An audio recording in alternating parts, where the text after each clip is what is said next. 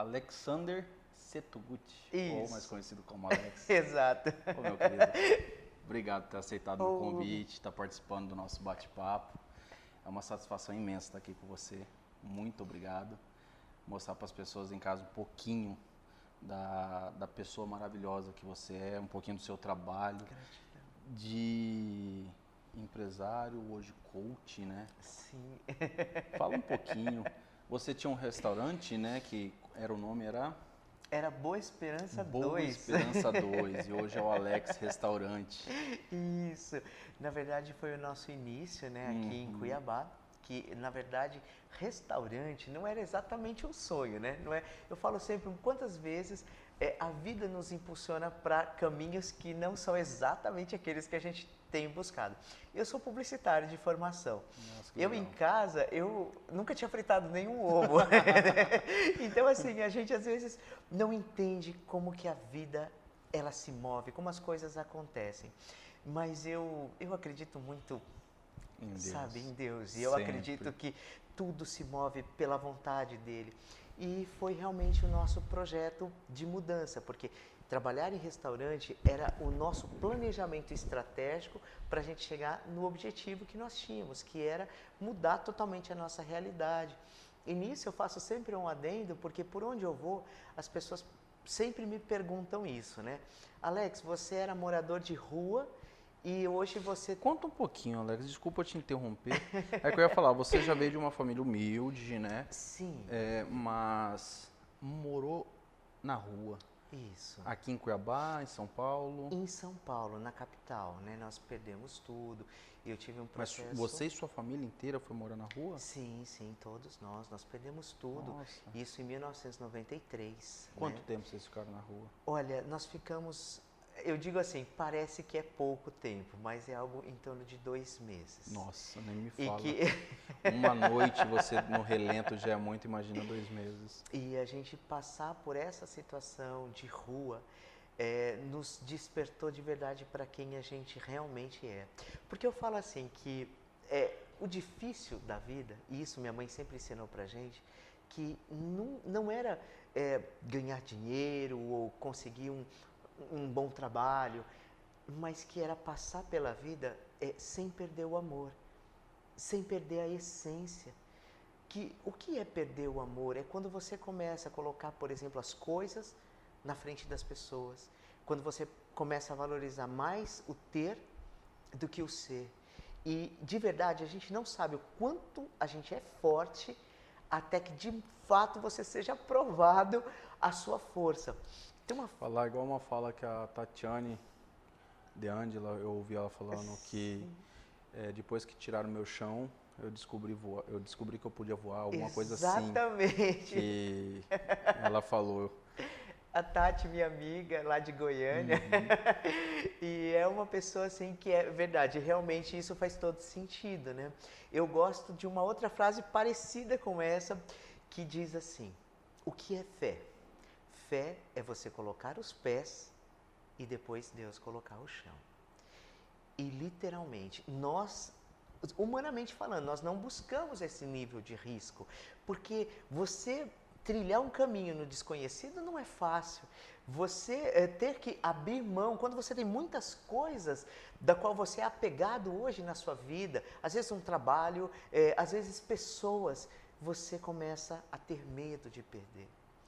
Agora, o que acontece com uma pessoa quando ela perde, eu não vou dizer tudo, mas ela perde o conforto, ela perde a casa, ela perde tudo aquilo que ela valorizava em termos de estrutura de vida, né? Porque é isso que eu falo, a gente tem mais ou menos uma qualidade de vida que a gente procura manter. E o que acontece? Porque a minha família é de origem humilde, como você disse, porém,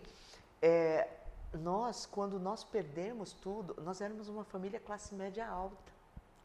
E talvez esse foi o grande baque, porque quando você nunca teve, você nunca experimentou, você talvez não sinta tanta falta. Não sente, você não sabe, né, como que é, o que que é.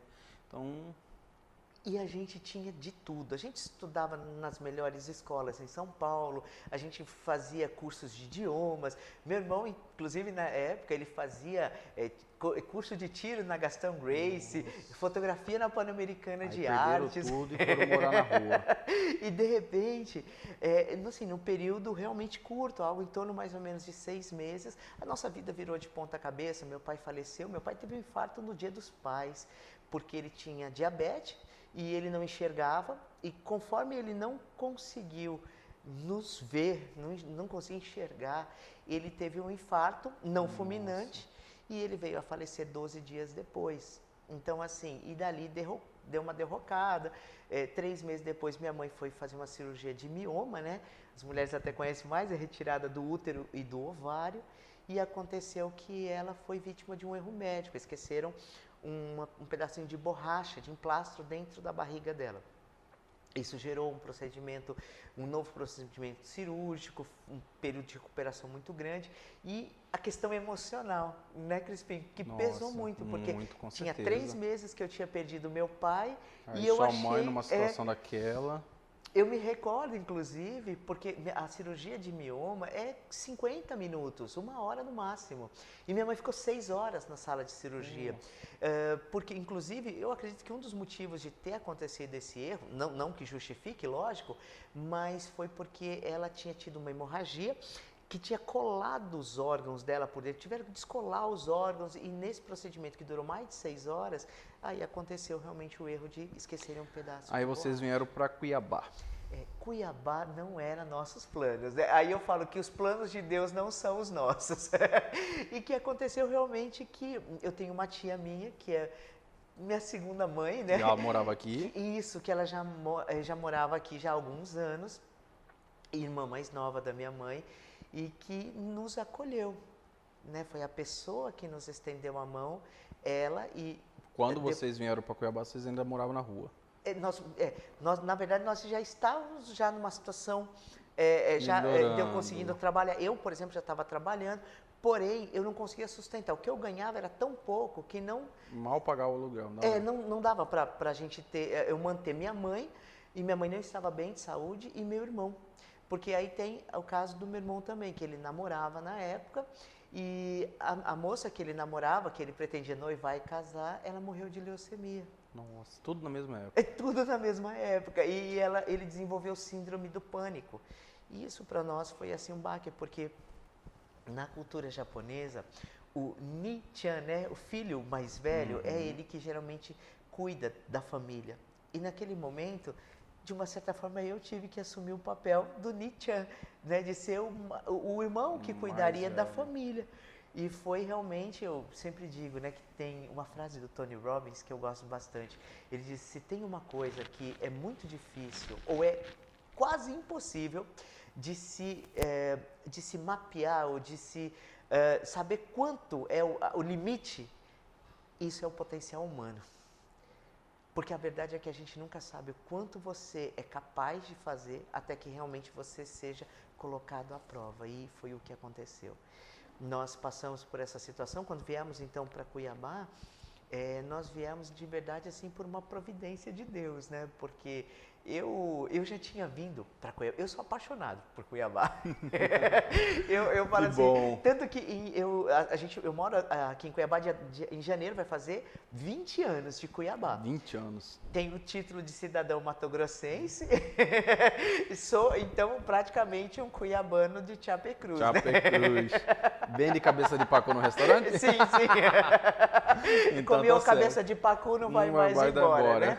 E aí, assim, eu sou apaixonado por essa cidade. Mas a gente, quando morava, então, em São Paulo, eu já tinha visitado a minha tia 11 vezes. Mas quando foi para eu morar, essa ideia não me agradou. Eu não queria. E olha como são as coisas. Eu lembro que eu e meu irmão, a gente tinha um planejamento. Porque aí até contando rapidinho pro público, que muita gente me pergunta: Alex, como que foi para sair dessa situação? Porque muita gente quer. Sim. Porém, poucas pessoas conseguem. Eu falo que o primeiro ponto é você ter uma clareza de quem você é. Muita clareza do teu potencial e de que realmente nada pode te parar a não ser você mesmo. Você não perde para ninguém, você só perde para você. O segundo ponto é ter uma clareza de onde você quer chegar e em quanto tempo. Eu tive essa clareza porque nós tínhamos um objetivo, que deu até origem à palestra que eu tenho tido o privilégio de levar para vários estados do Brasil, que chama de Migalhas a Milhões. Sim, porque o objetivo era ganhar 1 milhão. E muita gente não entende o que significava isso, né? Tem essas teorias, né? Tem muito, hoje em dia, ainda com as redes sociais, tem muitas pessoas, você quer ganhar 1 milhão, eu quero ganhar 1 milhão, mas muitas pessoas não sabem como ganhar 1 milhão. Como ganhar 1 milhão, Às né? vezes pensa que é só jogando na Mega Sena, ou não. Tem outras formas, né? Porque às vezes isso está muito distante da realidade, mas baseado, eu digo assim, que o que te limita não é o que você não sabe e que precisa aprender. O que te limita é o que você sabe ao seu respeito. São as suas crenças limitantes. São coisas que você vai crescendo no decorrer da vida, mas elas só vão muitas vezes se fortalecendo e se tornam o quê? As suas verdades absolutas. Então, quando você diz que você não é capaz, assim como dizia Henry Ford, se você diz que você é capaz, você está certo. Se você diz que você não é capaz, você também está certo. Tá certo. Porque nós nos limitamos por isso. Mas a história do milhão é essa. A história do milhão, ela é até um pouco engraçada, porque na verdade, como que você pode falar de 1 milhão quando você não tem nem R$1 no bolso? Né? Então, você não tem uma perspectiva, você não tem tipo, eu não estou conseguindo pagar minhas contas direito. Eu estou trabalhando, como se diz, estou vendendo almoço para comer na janta. É coisa de doido, só pode. Como que eu vou ganhar 1 milhão? Me fala. E quantas pessoas hoje estão vivendo nessa situação? As pessoas querem melhorar de vida, mas elas não têm ideia de como fazer isso, de como começar isso. Talvez seja até comparado com uma frase que eu tenho costume de dizer. Cada pessoa tem uma ideologia, tem uma ideia dessa pergunta que eu faço. Para você, qual que é o maior defeito do ser humano? Qual é o maior defeito do ser humano? Aí, uma boa pergunta. É uma pergunta de coaching. Na minha concepção, cada um, se a gente perguntar para 10 pessoas vão dar respostas diferentes. Mas na minha concepção, eu acho que o maior defeito do ser humano é querer colher o que nunca plantou. Exato. É igual a gente está falando de 1 milhão. Aí, quem que não quer ter 1 milhão? Mas, às vezes, até para você jogar e ganhar na Mega Sena, você vai ter que esperar um período para você ganhar. Você vai ter que jogar, esperar o sorteio, depois ir lá. Então, tipo assim, é a mesma coisa. Igual para você ter ganhado seu 1 milhão, você teve que fazer um planejamento, teve que plantar. Agora, é o que eu tenho o costume de dizer, as pessoas têm que saber o que plantam. Exato. Se você planta eucalipto, você tem que saber que você vai ter que esperar no mínimo 5 anos para colher. E se você plantar tâmara?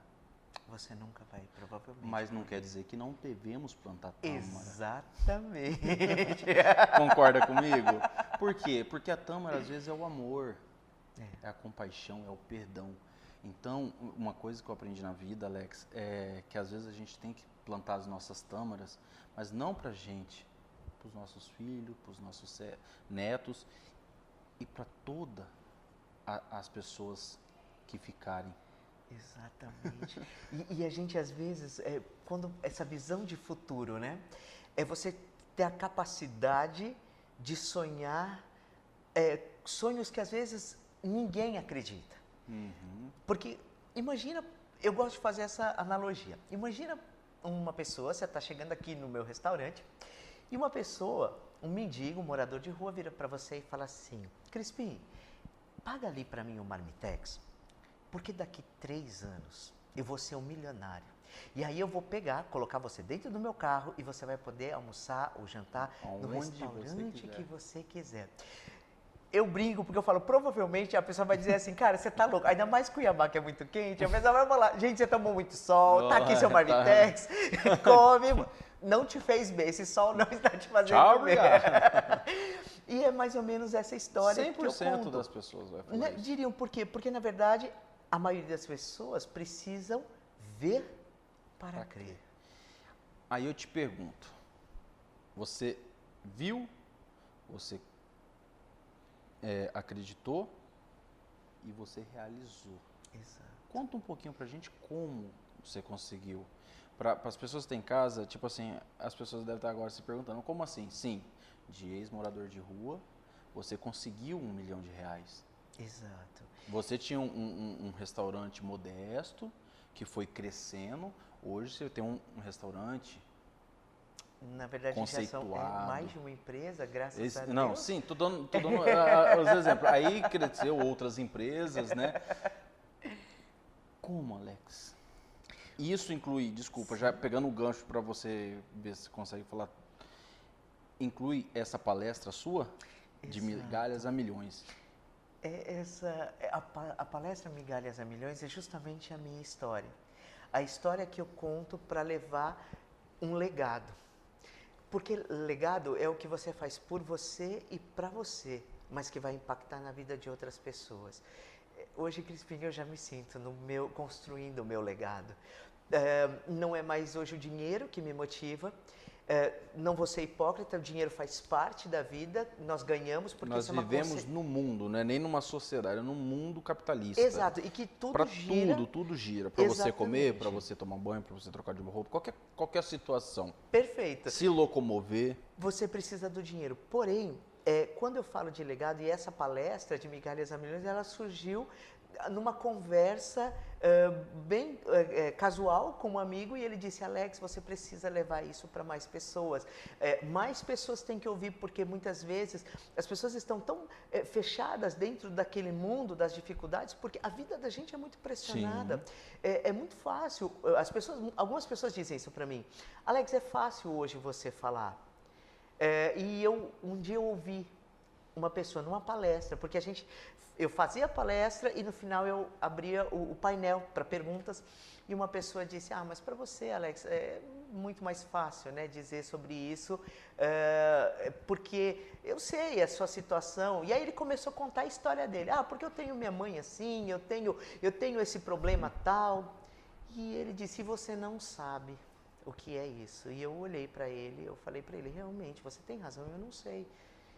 Mas eu sei, por exemplo, é o que você, por exemplo, acordar de manhã e você não saber exatamente nada o que você vai fazer, como que você vai poder construir a tua história. Você não sabe para onde você vai. Eu ter minha mãe doente, pressão da minha mãe 7/8, e ela achava que ela ia morrer. Acordar sem nada, sem perspectiva, perder o pai, que era o esteio da casa. Pode ser que eu não saiba realmente o que as outras pessoas estão vivendo, mas eu construí através da minha história algo que eu posso dizer para as pessoas: não importa qual é a sua realidade hoje, importa realmente você saber aonde você quer chegar e como você vai fazer. E aí, já respondendo a sua pergunta, como isso aconteceu? Estabelecendo um planejamento estratégico. Por quê? Porque uma das coisas que quando a gente perde, quando a gente está numa dificuldade muito grande, eu sempre ensino isso para os meus alunos nas minhas formações em coaching, é necessário que aconteça o fechamento do processo de luto. Porque enquanto você está naquele processo de vitimização, ai, coitadinho de mim, eu não merecia ter passado por isso, você não consegue pensar em soluções. Fecha o processo de luto e entenda que tudo que aconteceu era a única coisa que poderia acontecer, que o passado não se muda, agora o futuro você tem que construir. E aí a gente entra no segundo passo: quais são as minhas competências que eu tenho hoje para poder atingir o meu objetivo? É muito comum falar na educação financeira que se você não tiver um motivo para você guardar dinheiro, você não consegue guardar. Isso é verdade. Sim. Eu tinha o objetivo do milhão. A história do milhão, então, é essa. Que quando a gente estava na rua, eu pensava o seguinte: eu nunca mais quero ver minha família passar fome. A motivação maior que você teve. Eu fiz uma promessa para mim mesmo. Na verdade, eu e meu irmão, nós fizemos que nós nunca mais passaríamos por aquilo de novo. E quando a gente teve essa motivação de não passar, a gente pensou em algo que era muito forte, que era minha mãe, que foi sempre a referência de tudo que era bom nessa vida. Minha mãe, até hoje, ela é viva e ela é uma pessoa que tem um coração assim muito bom, é uma pessoa que faz para servir sempre ao próximo, e ela sempre ensinou para a gente a verdadeira essência do amor, do que é ser um cristão. Sim. Então, quando eu vi ela naquela situação, eu entendia que dependia de mim, do meu irmão, mudar aquela realidade. Então, eu usei aquilo como uma âncora. Toda vez que eu talvez tivesse vontade de desistir, eu falava, eu sei que eu estou lutando para tirar minha mãe daquela situação. Então, eu precisava de um planejamento estratégico. E na época, qual foi o nosso planejamento? Nós precisávamos começar um negócio que tivesse baixo investimento de entrada, que tivesse alta rotatividade, uma margem de lucro mais elástica e que não precisasse assim, de muito capital, né, para iniciar, porque a gente não tinha nada. E provavelmente mesmo que a gente trabalhasse, a gente não teria muito capital para investir. E foi na época que a gente pensou em quê? Restaurante. Não estou dizendo para as pessoas montarem restaurante, estou dizendo que para nós, na ocasião, foi a solução, porque foi a forma como a gente pensou em começar um novo negócio. Por quê? Porque, na verdade, eu sempre gostei de lidar com o público, sempre gostei de lidar com pessoas. Era a minha maior competência, meu ponto forte principal, lidar com gente. Minha mãe sempre foi uma excelente cozinheira. E apesar dela estar doente, era uma pessoa muito forte. A gente acreditava que se ela não pudesse fazer, ela poderia orientar o cozinheiro como fazer as receitas dela. A ideia era fazer a comida que minha mãe cozinhava pra gente no restaurante. E meu irmão, ele é um empreendedor nato. Então, nós pensamos, comércio de comida e vamos fazer realmente essa ideia acontecer. E aí, eu falo que é a mágica, é o milagre de acreditar realmente em algo. E aí, respeitando e honrando todas as crenças, todas as religiões, eu creio muito em Deus. E foi num dia assim, dobrando o joelho no chão e eu falei, Senhor, eu tenho uma estratégia, agora, como que eu vou comprar um restaurante? A gente tinha 3 mil reais, 3 mil não dá para comprar nem as panelas, nem as mesas, então não dá para começar com esse valor. Daria para começar um outro negócio, mas não o negócio que a gente queria. E foi quando surgiu a oportunidade de um rapaz que, na época, vendeu para nós. É uma história me marca muito, porque ele comprou, pagou na época, algo em torno de 150 mil e ele vendeu para nós por uma entrada de 3 mil e 12 parcelas de R$1.000. E eu digo, quem venderia uma empresa para alguém que não tem nenhum carro para se locomover, com nome sujo? E ele acreditou na gente. E às vezes tem tantas pessoas que estão aí e falam, mas ninguém me apoia, ninguém me ajuda. Não acredita, né? Quando você acreditar em você, de verdade, outras pessoas, e você fazer, e você mostrar que o quanto você está disposto, naturalmente outras pessoas elas vão ver o seu esforço e talvez algumas dessas pessoas se inspirem em querer caminhar junto com você. E foi o que aconteceu, ele viu aquela possibilidade, ele falou, olha, a ideia dele era voltar para a cidade natal dele e ele resolveu então vender para nós e acreditar que nós honraríamos com o nosso pagamento. E aí começa a história e que termina com 2 anos, 9 meses, com planejamento financeiro. Gente, eu falo aqui, né, para toda a audiência do seu programa, Crispim, tenha uma educação financeira. Não é quanto você ganha, mas é quanto você aprende a economizar. Então foi assim. Aí vocês você fez um planejamento de 3 anos. Isso. E com 2 anos e 9 meses você conseguiu o seu primeiro R$1 milhão. Exatamente. E aí foi a realização. Foi como coroar um processo, né? Porque isso eu falo aos 26 anos, né? Eu tinha 2 objetivos, né? Ganhar o meu primeiro R$1 milhão aos 26 anos e me aposentar antes dos 40. E assim, aposentar não no sentido de parar de trabalhar, mas não ter mais... Você ter uma estrutura para não ter que trabalhar exaustivamente igual antigamente. Para manter as suas necessidades básicas, né? E isso seria para mim a minha aposentadoria. E assim, consegui bem antes, consegui aos 30, né? Consegui com bastante, até como diz, com sobra, né? De tempo. E hoje o meu trabalho é ajudar as pessoas a encontrarem o seu milhão, a alcançarem o seu milhão. Porque quando eu falo na palestra de migalhas a milhões, milhão não é dinheiro. Como não é dinheiro, Alex? Não, não é. Milhão é qualquer coisa que vai dividir a história da sua vida. É qualquer coisa que você vai criar como um marco, que a partir dali a tua vida vai ter um sentido novo, um significado novo, você vai ter uma nova perspectiva, novos sonhos, você vai se reinventar, você vai aprender algo de você mesmo que você nunca imaginou, você vai se descobrir, você vai se amar. Que bom. É um prazer imenso conversar com você, meu amigo. Maravilhoso. O programa, se eu pudesse, a gente faria 1 hora inteira, porque o papo não falta. Migalhas a Milhões. Foi um projeto 2018 Isso. e 2019. O Instituto Sumairo. Instituto Sumairo. A palavra Smile é a forma como o japonês pronuncia a palavra smile, sorriso. Sorriso. Porque assim, aí já é assunto para uma outra entrevista. Porque eu lutei contra a depressão desde os 5 anos de idade. Hoje eu tenho 43 anos e a minha vida inteira foi lutar contra uma depressão crônica, né? Então, que eu sempre lutando para conseguir superar. E as pessoas hoje que me conhecem sabem que a minha principal característica é estar sempre sorrindo. As pessoas brincam, Sim. né?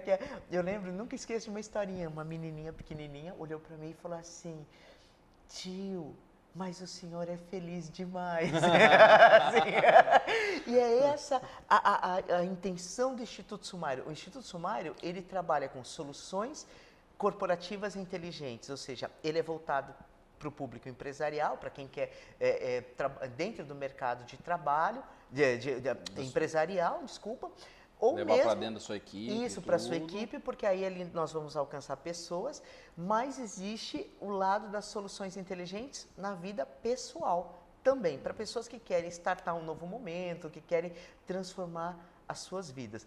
E o propósito do Instituto Sumairo foi juntar, sabe o que, Crispim? Uma coisa bacana, profissionais de diversas áreas diferentes, de competências diferentes, para poder ajudar as pessoas a alcançarem o resultado que elas querem.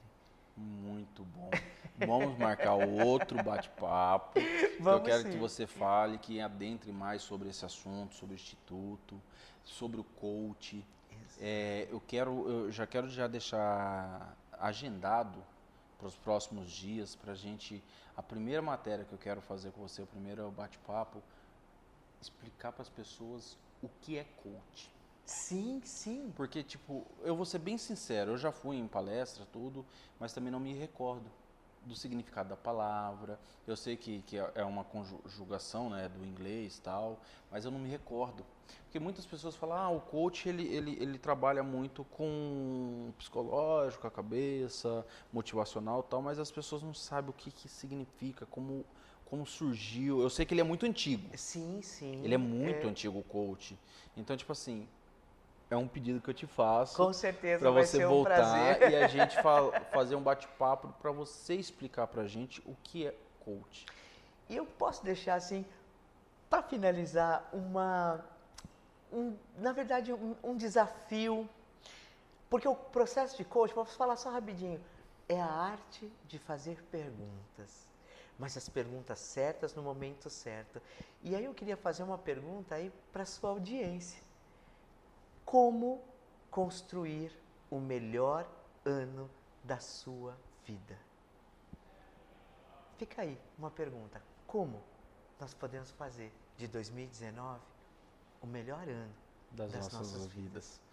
Boa pergunta para vocês que estão nos acompanhando. Obrigado. Gratidão.